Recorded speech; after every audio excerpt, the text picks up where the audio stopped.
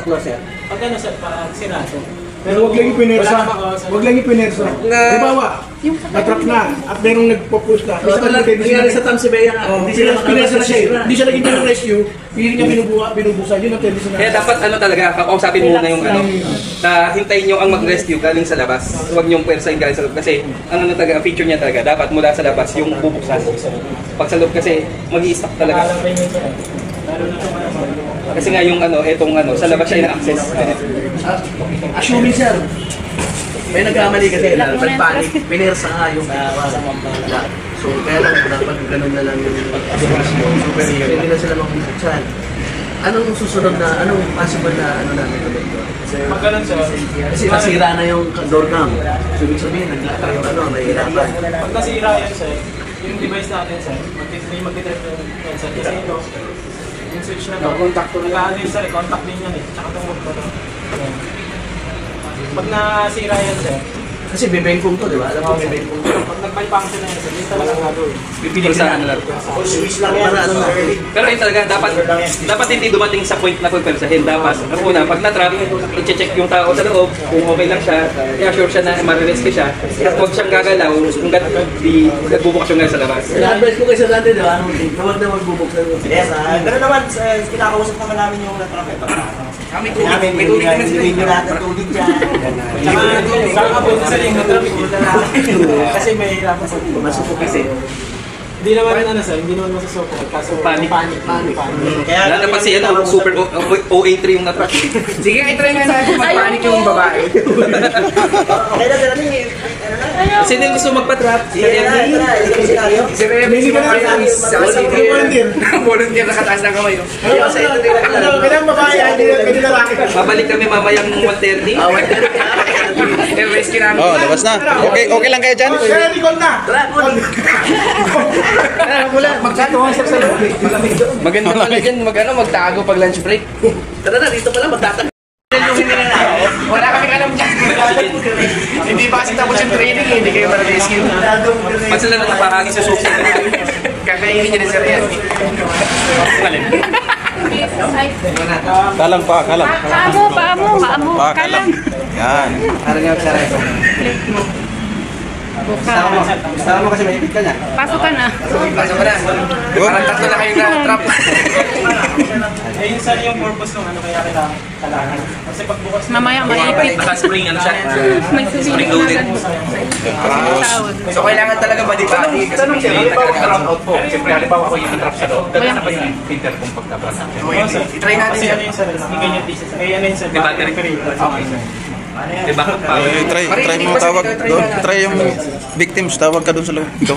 Pwede naman, pwede mag-volunteer. Halimbawa ko yung trap sa loob. Oh, ikaw Para sa kung loob. gagana yung ano. Para marinig natin. Ayan si Seth. O, dalawa kayo. Sama ko sir. Sama ko. Sama. Sige, tanda na.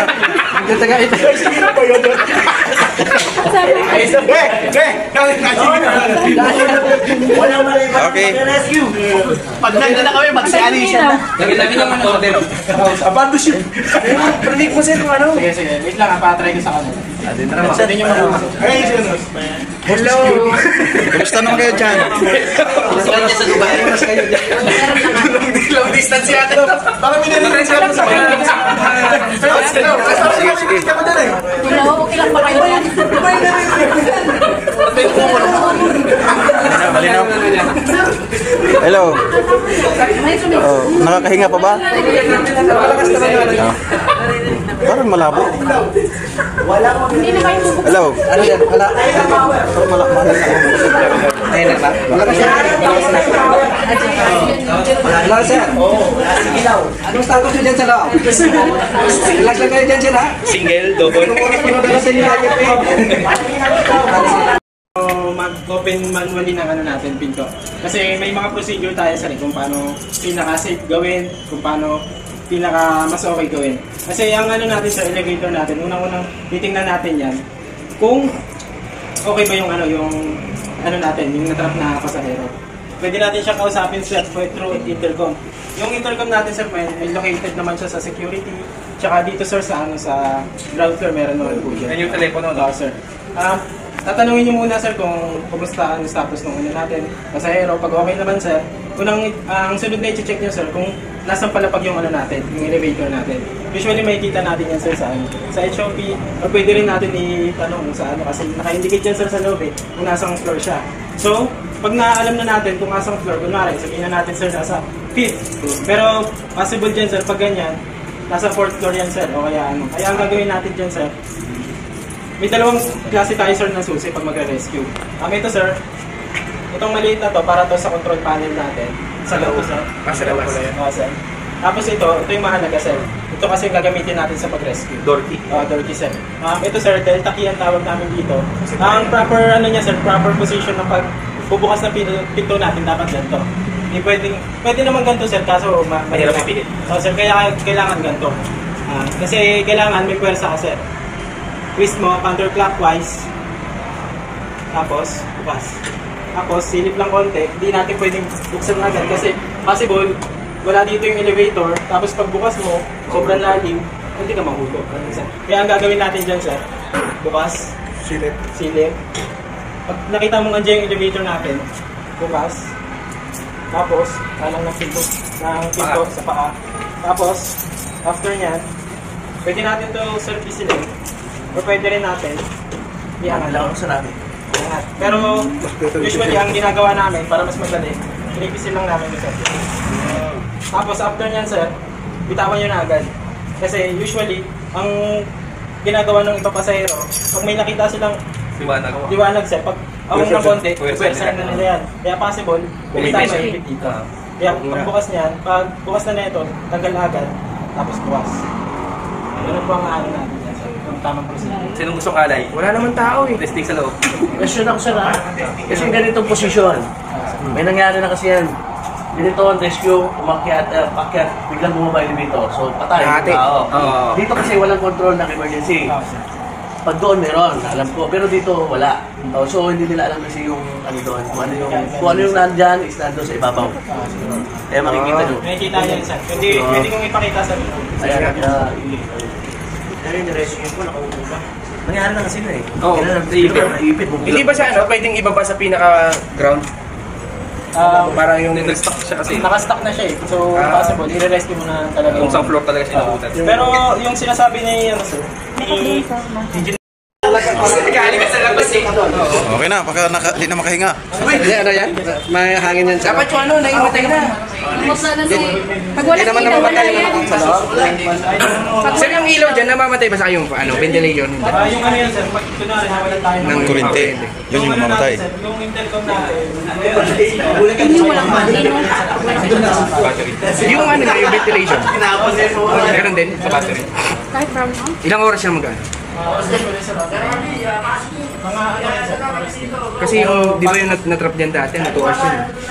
pag ganun sir, Pero may kuryente. kahit wala naman yung kan natin, hindi naman masasupposite yung nasa loob. May tubig sila.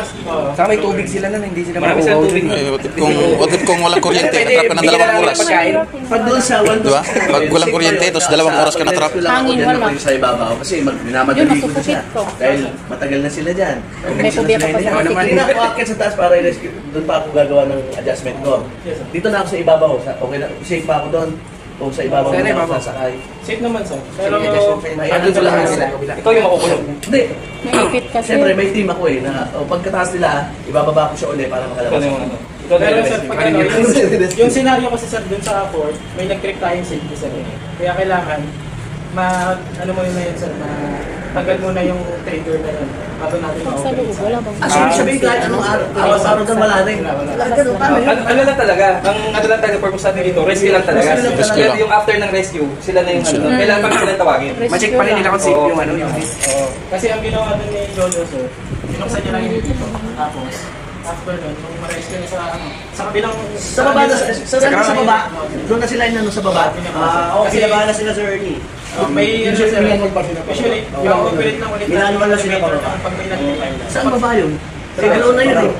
Sa third floor sila natrap. Between 3rd and 4th yun, sorry. Yung natrap sila. Yung sumunod na floor. Yung sumunod na floor. Third lang.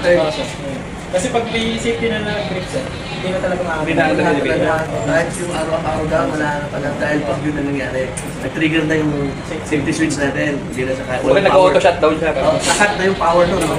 Kaya ang ginagawa namin sa aming technician, pinabayos natin muna kung ito yung para ma-operate namin. Pag na-untrip na namin yung sa lino na yun, tatanggalin na namin sa lino pinaypas namin para check niyo muna kung ano yung nag-trip. Yes, sir. Para malaman niyo kung ano yung issue. Yes, sir. Tapos parang ika-cancel out niyo yung kung ano yung nag-trip. Saan niyo i-operate. Yes, sir. Hindi na sir sa mga terminal. Pero hindi yung bind na virtual sa lino. Na ang gumawa is si end user, dapat talaga si technician. Okay? Para sa safety ng Nawalan naman siya ng power. Pag nawala ng power, sir, yun naman Ano natin, makakis ba natin yan? Oo, sir, ganun lang din po yung scenario, sir. I-check kasi muna. Naka-manual naman yata yun. Oo, sir. Silipin niyo muna, sir. Pwede niyo naman, sir, kunwari, hindi niyo alam. Hindi naka-indicate. Walang naka. Pwede niyo silipin yan, sir. Kung nasa Ngalanapin mo usually isa. sa ground floor, pwede niyo Pag-chat-on-check mo na lang. tingnan doon, taas niyo, tapos estimate nyo kung Basta pag sisilip, huwag isusuot yung ulo kasi baka makalto pag nangyayari sa dati. Pero pag, yun nga po, sir, pag ano lang yun, sir, pag may mga nakabypass na switches. Pag hindi lang makita talaga dito kung anong floor yun. Pero once na nabuksan naman itong pinto, hindi na talaga dahil ko naman. Elevator car. Kahit anong... So pwedeng sabay ang pintuan na yan bukas na sa baba. Pabubuksan sir. Kasi mas lamang yung baba. Hindi naman lang kasi Ang ano lang natin, sir, pag magre-rescue. Pag naka-automatic, siyempre naka-automatic. Ngayon, sir, dapat hindi level yung ano natin, sir. Hindi siya magkatapat talaga. Dapat ang level yung ganito siya, sir. Alanganin. Oo, sir. Kasi once na level yan, sir, itong kasi natin, itong cam natin, tatama yan dito sa switch. Kaya kahit anong bukas natin dito, Hindi siya ito nakalock pa rin yan, sir. Paano pag gano'n yung nangyari? Kunyari, dito, na sumara yung elevator, na-trap, pero naka-level siya, so hindi siya mabubuksan. Pag ano naman, sir, automatic naman po yan, sir, pag level. Pag nag-level yung automatic feature niya yung bubukas. So hindi mo na kailangan i-rescue kasi. Sir, pag ano lang yun, sir, pag level lang. Pag level lang, tsaka Pag level, tapos in-operate natin siya ng biglang, nagtapat dito, sir, hindi natin siya mabubuksan. Pwede natin siyang i-down or i-up, tapos doon na natin nilagay sa taas. Kunwari, kung sa saan ground floor, tapos doon siya nag-level. Yung tapat na tapat, pwede natin siyang iangat. Ba't gumagana na to? Kala ko ba yun? Baka may na-trap yan. Kala ko na-advise na ako. Sino gusto matrap? Sinong gusto mag-trap? Sino gusto matap? Si Mama Iris. Ayoko. Oh, ikaw gusto mo ba? Isang guard, tsaka ano? Guard naman, guard. Sunod na likod na yun eh. Hindi ako na Ikaw din yung magkakaroon. Pasok. Ikaw na, Albert. Albert.